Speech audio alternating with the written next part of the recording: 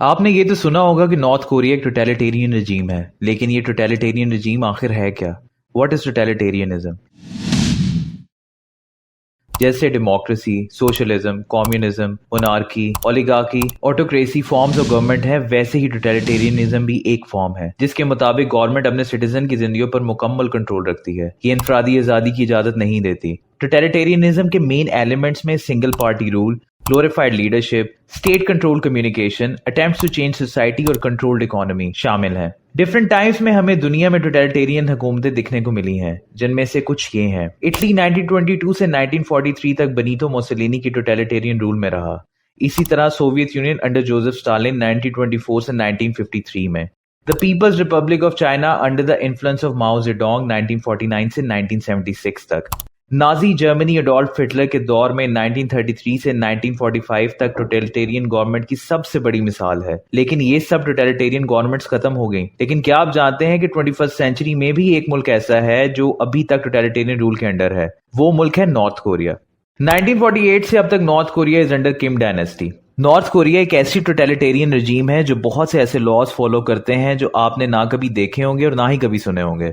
کچھ لاز تو اتنے ان یوزول اور اسٹرکٹ ہیں کہ آپ سن کے خدا کا شکر ادا کریں گے کہ آپ وہاں رہ نہیں رہے۔ جیسے سب سے پہلے بات کرتے ہیں فورن میوزک اور فلمز کی۔ نارتھ کوریا میں غیر ملکی میوزک سننا اور غیر ملکی موویز دیکھنا ایک کرمنل ایکٹ سمجھا جاتا ہے۔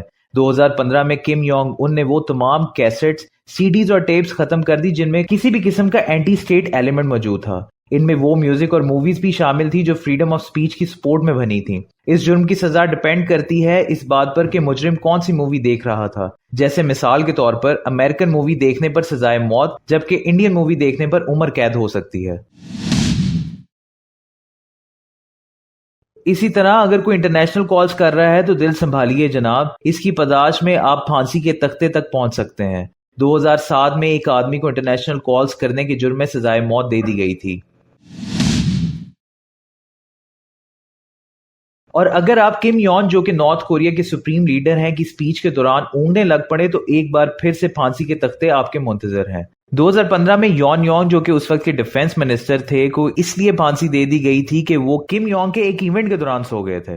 اب بات کرتے ہیں کم یونگ کی فیملی کے بارے میں۔ کم یونگ کا خاندان نارتھ کوریا کی حکومت یا پولیٹیشنز کے خلاف کوئی بھی بات ایک بڑی توہین کے زمرے میں آتی ہے۔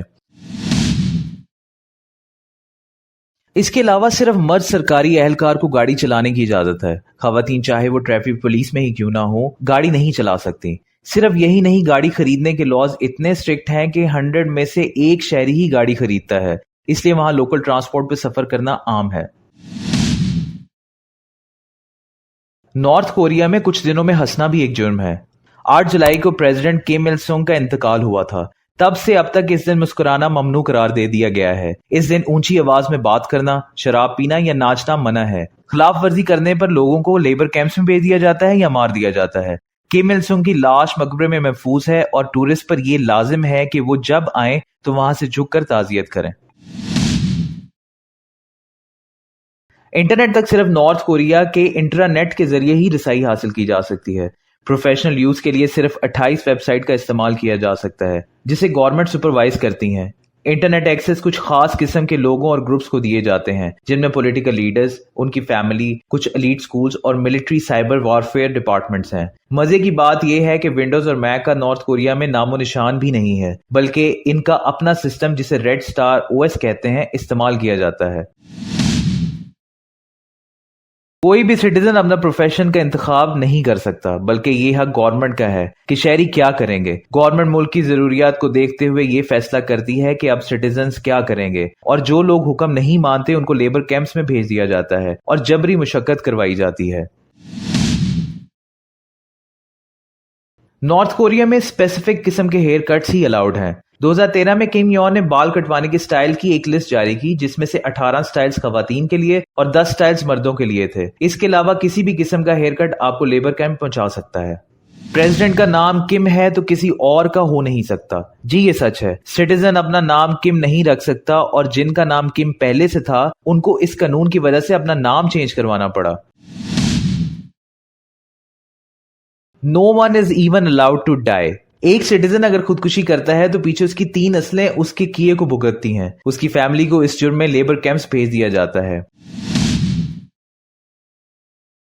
نارتھ کوریا میں مائکرو ویو رکھنا ایک جرم ہے. ہر رات انرجی کرائسس کو پورا کرنے کے لیے پاور کٹ کر دی جاتی ہے، اور اگر رات میں کسی کو بجلی استعمال کرنی ہے تو اس کے لیے باقاعدہ طور پر اجازت لینی ہوگی. اب بتائیں، جانا ہے نارتھ کوریا یا پاکستان میں ہی ٹھیک ہے؟